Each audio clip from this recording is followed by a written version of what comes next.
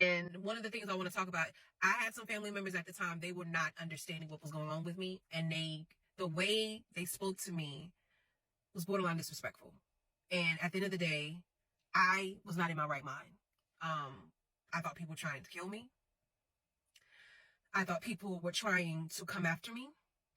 I thought things were coming out of places. Like, it was bad. It was bad. And my rheumatologist, not rheumatologist, she was my pulmonologist at the time. Because I ended up getting a rheumatologist, a pulmonologist, a neurosurgeon, a neurologist. And I felt like somebody else is in there. I had to see my eye doctor twice a year because of the medication they eventually put me on later. So in the hospital, my mom, she's dealing with her stuff on top of trying to, it's like nobody can understand what is going on, what is figured out. So finally, remember I told you in 2017, 2016, my neurologist wanted to do at the time, which I ended up leaving that neurologist. He wanted to do a brain biopsy, but he was afraid to. They were like, nah, she had the seizure. It's already been ruled, but she had neurosarcoidosis. We have to do the brain surgery. So had the brain surgery. They said I didn't sleep almost either 72 or 48 hours after the surgery. People had to stay with me nightly, and if they didn't stay with me, the nurses were on high alert, that they didn't know if I was going to stay in the room or not. And what was communicated to me was, oh, they have you on this because they don't want you to fall. No, they had the alarm on the bed because I would get up and walk out and just walk the halls of the. I don't remember this, but I remember this. Okay, like I literally, a month or two after I checked out of the hospital, which was like February, around Valentine's Day, I remember I finally had to read through my doctor's report. Like I read through my whole medical report because I didn't remember all that stuff. I still don't remember all this stuff. People can tell you stories. I can tell you stories. I'm not going to tell you because this video is going longer than I expected.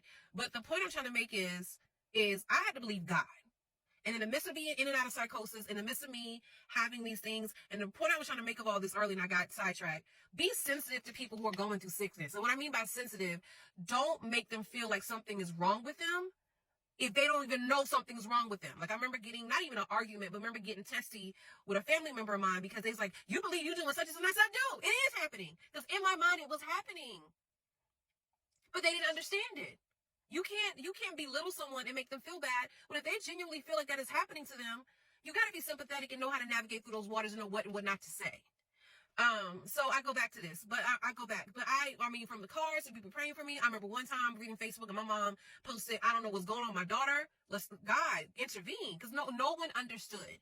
So they did the brain biopsy. I remember immediately after the brain biopsy, I couldn't write well. And that, that took me to the level, I wouldn't say hysteria, but I was like, God, ain't no way you call me to write and I can barely write a sentence right now. Not realizing when you have to cut into someone's brain and take a piece of someone's brain, you have to slowly come back from that. And it may be quicker than normal, but you still have to come back from that. And even if you fast forward, a lady I forgot what you call her, but she was like a triage nurse that would call me every week to check in with me and see how I was doing. And she said, Ryan, I'm gonna be honest with you, you've been through a lot, but the gains you made are astronomical. That was like, I remember one church member was calling me a miracle. Like they will always say me, you're a miracle. So go from, I can barely write, I can barely formulate my thoughts. So I wouldn't necessarily call it a speech therapist, but it was a therapist who they would have me do different puzzles and different exercises, to get me to process my thoughts. Cause it was very hard to process. I couldn't just come off at the top and, and say something. I had to think about it and I had to process it and then I would say it. But when, I checked out, I remember it's around Valentine's Day because it was around my mom's birthday. And normally she goes out of town for her birthday and she really didn't want to. And my family member was like, no, you've been here since the beginning. You need time to be you and celebrate you. You go. So she went, I remember to Myrtle Beach. My aunt came up, and I'll never forget the first night I came home and I heard her and my sister cousin talking about how, have you hid the keys? Have you locked the doors? And at the time, I'm still technically in psychosis. I'm in and out. And I don't understand why, because I don't remember all the stuff that happened in the hospital. They know, but I didn't remember nothing. So I'm offended. It's like, why they gotta hide the keys? Why? Not realizing, and my son came to me and said, Mom, do you realize they found you at the elevator with your purse trying to leave? And I said, what? Yeah, you were trying to leave the hospital. And I was like, wow.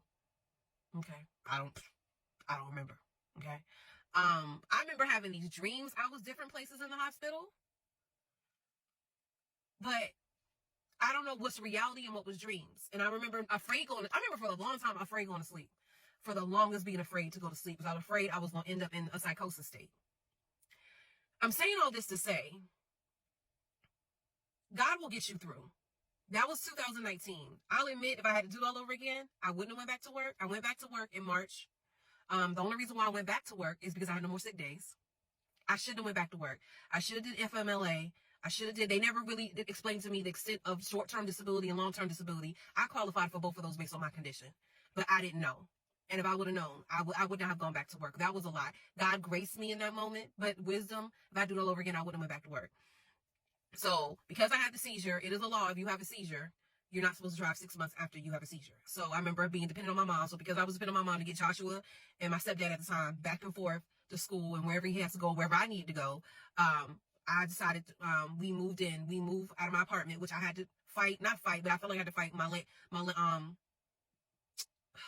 don't know why I can't think right now because I'm tired. But basically, I had to fight with my lease because at first they did act like I had to pay to get out my lease. And family members around me, friends who were like, family, like, no, legally, if you cannot pay, if you have to move out due to a medical emergency, they should just let you out your lease. So I had to call corporate, email them, and they just usually watch get your stuff. Move my stuff in storage, live with my mom, and then around July, I started driving again. But I was very dependent. Like I had former students who would come, scoop me up, come check on me. I remember Destiny Wilson, Sean Burris, who else? Kayla Charles, people who would come through and check on me. Tiara Gardner, her mom, and Rachel. What's Rachel's last name? Griffin. I had former students who would come and visit me. I had people who come and bless me, would send me stuff financially. And people were praying for me. And even in the midst of